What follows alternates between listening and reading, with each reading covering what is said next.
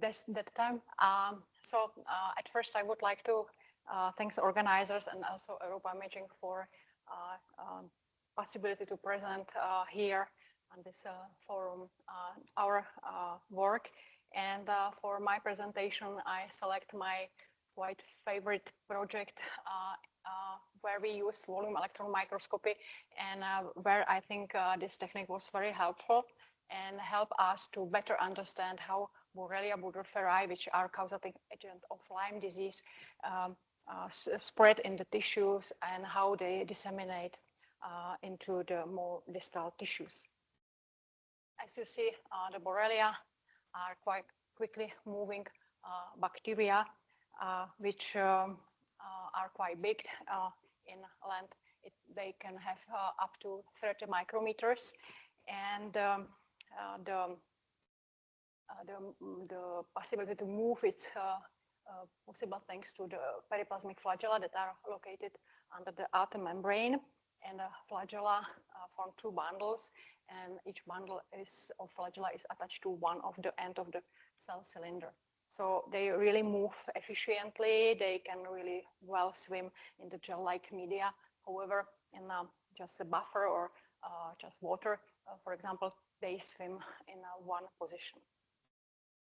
They are transmitted by ticks, mainly females and nymphs, and the Borrelia transmitted during the tick feeding. However, the ticks has to feed on the host at least for 24-48 hours. And for transmission are also important saliva, because saliva contains many compounds that influence, for example, innate immunity. And our challenge, or the project that we were asked for, was just to visualize in a high resolution and larger volume what happens if the Borrelia are injected into the body, and how are penetrate into the capillaries or lymphatic system, and just then spread into the more distal tissues. Here is our workflow.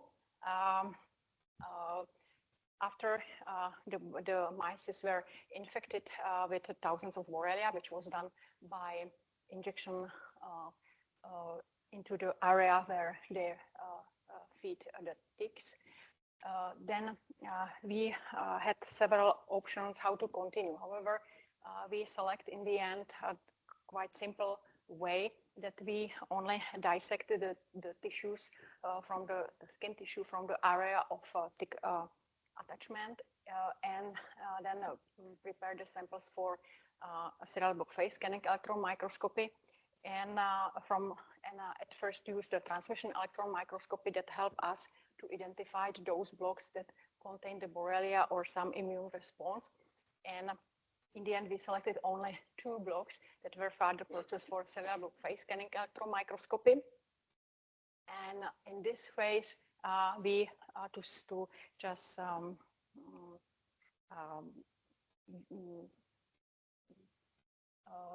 just not spend a lot of time on the microscope, save time, we combine the imaging of large areas at a lower magnification and the taken of short region of interest at higher magnification. And it's really speed up the whole process imaging. We were able to, you see later, just image quite large areas.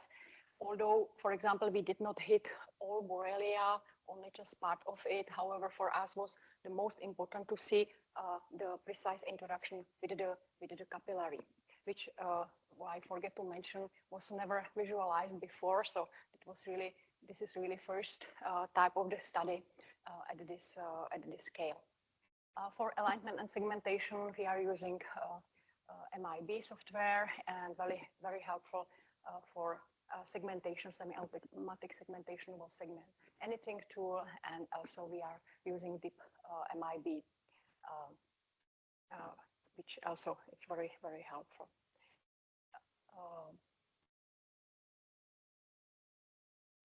Maybe you can say that why not to use the fluorescent microscopy in this case?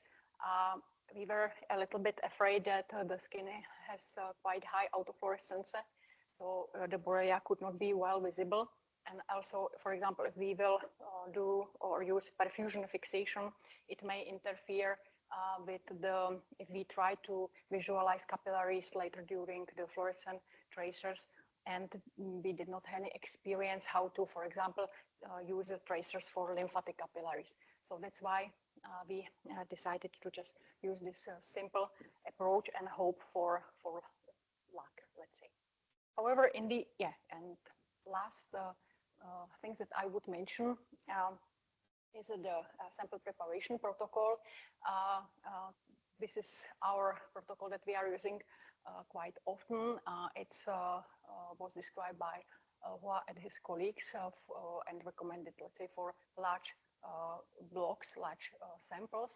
And it's in principle ITO protocol, which includes just after the first incubation in the osmium tetroxide, includes the potassium ferrocyanide, and we do a little bit of modifications. So we used immersion fixation, in this case not perfusion fixation, and we also use different resin for embedding. We are using standardly hard plus resin 812, which according to the manufacturer, it's a little bit more less viscose, so penetrate better. And also according our testing, it's very stable under the electron beam, and so this is our favorite, not spool, for example. Here you see the overview and also the resolutions for overview. It was 12 nanometers, pixel size was 12 nanometers, and for the region of interest for data sets, the pixel size was 7 nanometers, and the thickness of sections was 60 nanometers. Below you see also the parameters that were used for taking of images. Here is then the overview how to look at the lymphatic capillaries and blood vessels. And the last thing that I would only show you for those who are not very interested about the ultrastructure. Now you see the cross-section through capillary. So this is formed by endothelial cells that are attached to each other by tight junctions. And the surface is covered with the basal membrane, which on the surface of the basement membrane can be pericyte. Pericytes also can just make a projection and penetrate, let's say, into a little bit into the endothelial cells, as you see there. This is so-called Peck and socked interaction. However, here are our results. So Borrelia are stained in yellow, pericytes is always stained in the blue, and on the surface of endothelial cells is here in the green. And we saw that Borrelia, as in the initial state of or phase of adhesion, is interacting with this projection of pericytes. And thanks to this volume electron microscopy, we were able to measure, for example, the surface of pericyte. Also precisely see the area of Borrelia where it's interacting with the pericyte, and also quantified the surface that was interacting. Here is another movie showing almost the same. So again, different capillary, the same interaction with the pericytes. And here we focused to see the tight junctions.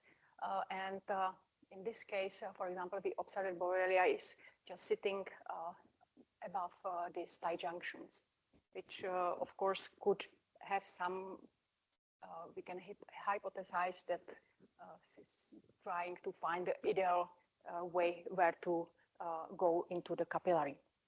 We also saw one stationary adhesion, and for creation of such a model, larger volumes, and not spent months on working on that, we were using deep MIP.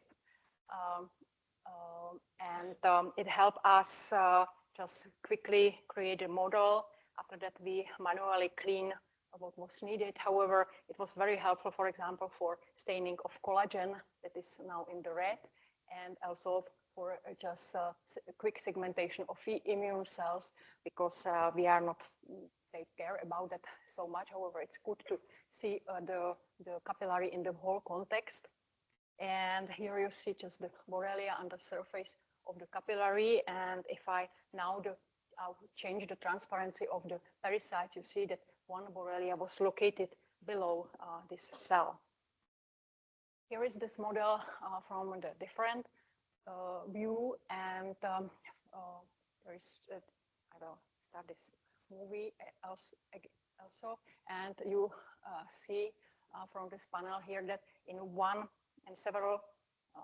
section in principle, because the thickness was quite high here, that the Borrelia was able to penetrate probably through the whole pericyte, which was imaged by in vitro, however here for first time in vivo. And later we also confirm that Borrelia are able to penetrate in vivo into the cells, because we also wanted to image the interaction of Borrelia with the lymphatic capillary. Here you see just the lumen of the capillary, which is here, and the wall is formed by one layer of endothelial cells, and there is almost invisible basement membrane and no pericytes. And we imaged, I'll start all movies. The Borrelia here, it's going to the along the endothelial cells again, and later it's forming or induced probably somehow invagination, and later is enclosed completely by cell cytoplasm. Unfortunately, we did not see the complete penetration, however, find also the Borrelia directly within the lymphatic capillaries. And here are another images showing again the same. So here you see the situation that we were not was able to image the whole bacteria, but still was very helpful, because it confirmed our previous observations. And in one, only in one situation, we saw the Borrelia, which is located between the cells. This is this situation, which suggests that Borrelia probably can penetrate both ways, paracellular and also transcellular, which was described in vitro, but never in vivo. And it brings me to conclusions. They are only biological, that this was the first study at this resolution, and thanks to volume electron microscopy, now we can see that the Borrelia probably not, the adhesion is not random. It probably can be somehow connected with the surface of pericytes, and that the early dissemination is probably it's likely to occur via the lymphatic roads rather than the blood capillaries, at least for the first stages, first hours, and that Borrelia penetrate the endothelial cells of lymphatic capillaries, and also possible is transmigration. And that's the end of my presentation. I would like to thank you for attention, and also thanks to my colleagues Ryan Rego, Martin Sternat from the Laboratory for Molecular Ecology of Vector and Pathogens, and we are collaborating on this project with them, and also the members of our laboratory, and especially František Kitzberger and Jiří Týč, who do in our laboratory or are focused mainly on the volume electron microscopy and image segmentation. And we have also to transmission electron microscope, to cryo-electron tomography, cryo-single particle analysis, and the most important, of course, are two ladies, Martina and Petra, who do all cutting, sample preparation, and high pressure fitting, as you see there. So that's everything what I wanted to say. thank you again for your attention.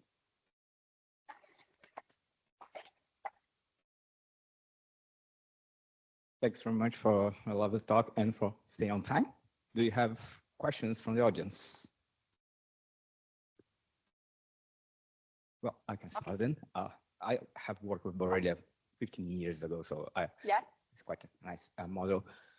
You kind of already answered. I was going to ask if it was paracellular or intracellular penetration. Can you perhaps see if they're actually coming out of the parasites or they're invading the parasites on your samples? This is question. It seems that they are somehow going below, probably, and then have to penetrate.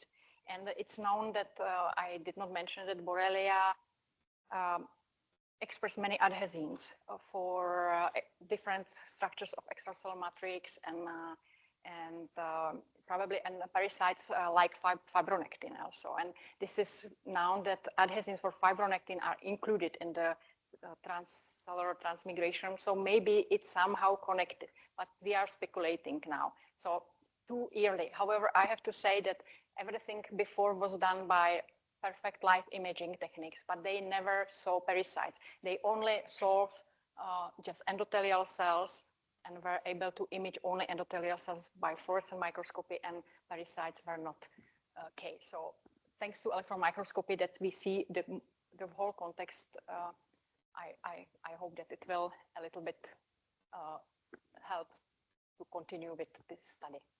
Cool, thanks.